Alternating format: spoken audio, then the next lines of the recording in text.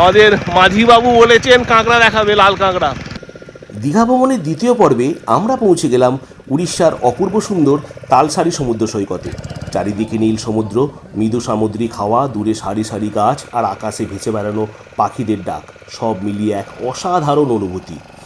মাথাপিছু 100 টাকা দিয়ে আমরা উঠে পড়লাম ছোট্ট একটা বোটে।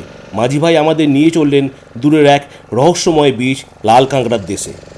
এই বোট রাইডের অনুভূতিটা ভাষায় বোঝানো সত্যি খুব কঠিন। মিশন কাঁকড়া, কাঁকড়া ধরার মিশনে বেরিয়েছি সবাই। লাল কাঁকড়ার দেশে এসছি, তালসারি বিচ, অসম্ভব সুন্দর জায়গা। আমরা সকলে মিলে চলে এসেছি লাল কাঁকড়ার দেশে। এই কে কাঁকড়া ধরবে তোদের মধ্যে? ভাই, ছোট ভাই, কাঁকড়া ধরো। কে ধরবে কাঁকড়া? রোদে আমচুর হচ্ছি, ভিটামিন ডি সংশ্লেষ করে নিচ্ছি একটুখানি। ধরেছি লাল কাঁকড়া ধরেছি, দেখুন। ওয়াও, এটা দিয়ে কামড়ায় কাঁটা। কি সুন্দর ভিউ, অসম্ভব সুন্দর ভিউ। তালসারি সি বিচে আমরা এখন হাঁটছি। বিচটা দেখুন কি সুন্দর, কি সুন্দর বিচটা দেখুন। খালি মামাম দেখি, মুখটা দেখি, মামাম দেখি, দেখি দেখি দেখি, দেখবি তো, এদিকে দেখা।